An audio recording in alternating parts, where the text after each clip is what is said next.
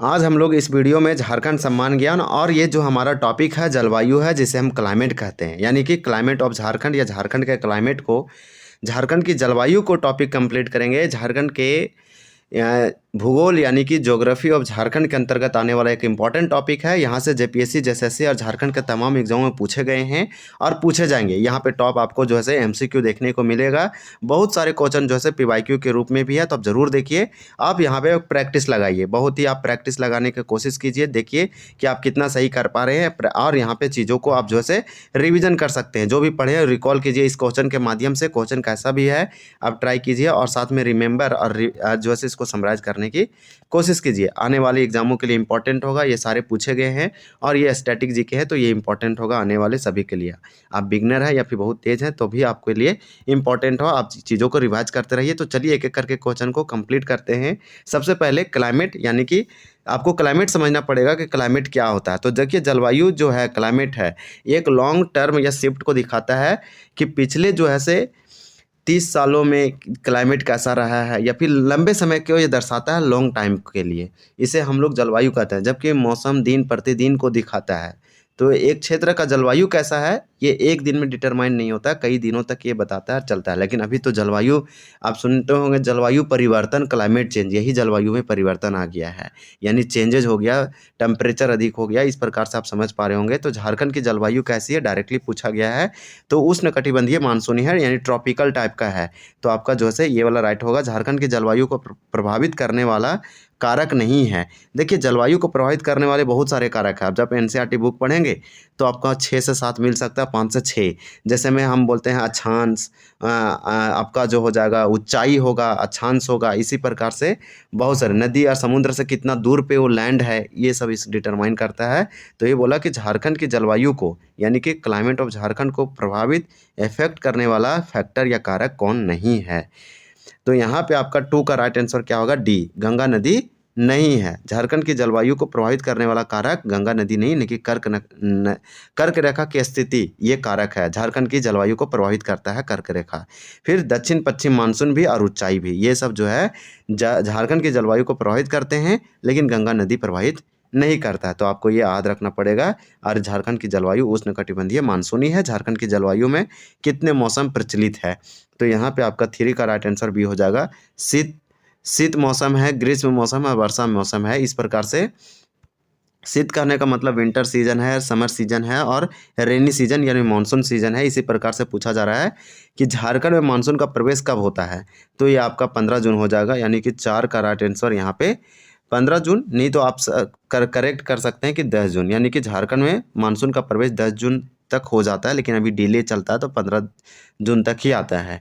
देखिए झारखंड में वर्षा किस मानसून से होती है, तो झारखंड में जो है से ये दक्षिण पश्चिम मानसून से होती है। इसे जिस हम लोग बोलते हैं साउथ वेस्ट मानसून। आपको यहाँ पे 5 का राइट आंसर ए हो जाएगा, यानी कि दक्षिण पश्चिम मानसून। झारखंड में मानसून कब लौटता है ये पूछा जा रहा है। 6 का राइट आंसर यहाँ पे हो जाएगा बी, मध्य अक्टूबर में लौटता है, तो आपका 6 का बी होगा। नेक्स्ट क्वेश्चन देखेंगे। देखिए नेक्स्ट में पूछा जा रहा है कि झारखंड में शीतकालीन वर्षा किस कारण होती है। 7 का राइट आंसर सी होगा, भूमध्य सागर की ओर से आने वाली चक्रवातों से। झारखंड में शीतकालीन वर्षा यानी कि विंटर सीजन में, शीत ठंडे के समय में, सर्दी के समय में झारखंड में वर्षा किस कारण से होती है, तो भूमध्य सागर से आने वाली चक्रवातों से, जिसे पश्चिमी विक्षोभ या वेस्टर्न डिस्टर्बेंस कहते हैं। देखिए झारखंड में औसत वार्षिक वर्षा होती है। औसत वार्षिक वर्षा कहने का मतलब एवरेज एनुअल रेनफॉल जो है झारखंड में कितना है।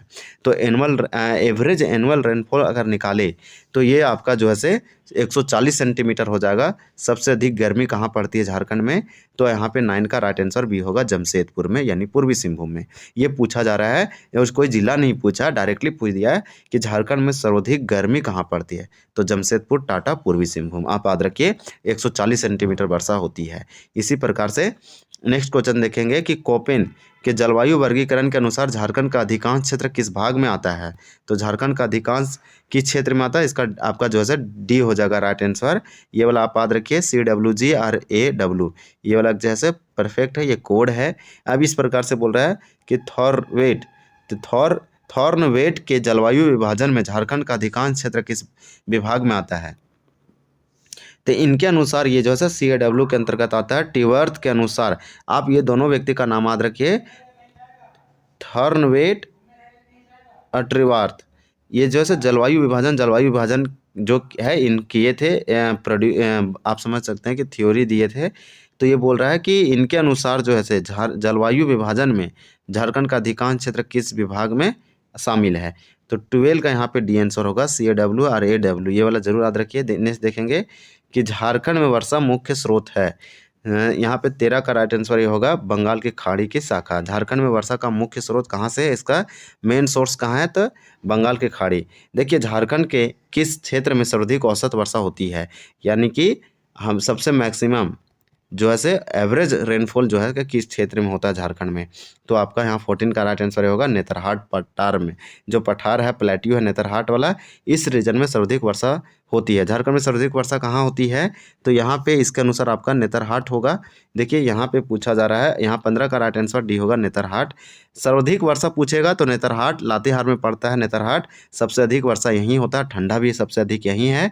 और सबसे पूछे कि औसत वर्षा यानी कि एवरेज रेनफॉल सबसे अधिक कहाँ होता है, किस क्षेत्र में, यही नेतरहाट पठार में लातेहार के। फिर पूछ रहा है कि औसत, देखिए तापमान, अगर जिला पूछता है सबसे अधिक बारिश कहाँ होता है, वो जिला कौन सा, तो हजारीबाग हो जाएगा। झारखंड का औसत वार्षिक तापमान है तो 16 का आपका यहाँ पे राइट आंसर भी होगा 25 डिग्री सेल्सियस, याद रखिए। फिर पूछ रहा है कि कौन सी रेखा झारखंड के बीच होकर गुजरती है, तो कर्क रेखा है, 5 जिलों से होकर जाती है, रांची के कैपिटल से गुजरता है, ये वाला याद रखिए। फिर झारखंड के कांके से होकर कौन सी रेखा गुजरती है, तो कर्क रेखा। झारखंड को 2 पार्टों में डिवाइड करती है, भारत को भी। इस प्रकार से आपको याद होना चाहिए। यहाँ पे जब भी पूछे कौन सी रेखा, कर्क रेखा, कितना, 5 जिलों से, और झारखंड के कैपिटल से। एकमात्र भारत के एकमात्र राज्य जिससे कर्क रेखा किसी कैपिटल से जा रहा है तो वो है झारखंड। झारखंड के 8 पूरे भारत के 8 राज्यों से ये जाता है। तो इस प्रकार से आप याद रखिए। जो है कर्क रेखा कांके से पूछा तो आपका कर्क रेखा हो जाएगा। इस प्रकार से इसमें क्वेश्चन था, बहुत कम था, बहुत इजी क्वेश्चन था। बहुत लोगों को ये क्वेश्चन आंसर पहले से मालूम होगा। और जब भी तापमान पूछे आपका एवरेज वार्षिक टेम्परेचर 25 हो जाएगा। सबसे अधिक वर्षा पूछे तो नेतरहाट, अगर सबसे अधिक जिला पूछे किस जिला में होता है तो हजारीबाग में हो जाएगा। सर्वाधिक वर्षा कहाँ, तो नेतरहाट में। ठंडा भी सबसे अधिक नेतरहाट में। तो ये इस तरह से आप जरूर इसे याद रखिए। चलिए हम लोग अब दूसरे टॉपिक कवर करेंगे। इस प्रकार से हमारा ये जलवायु वाला टॉपिक कंप्लीट होता है। वीडियो देखने के लिए बहुत बहुत धन्यवाद। जय हिंद।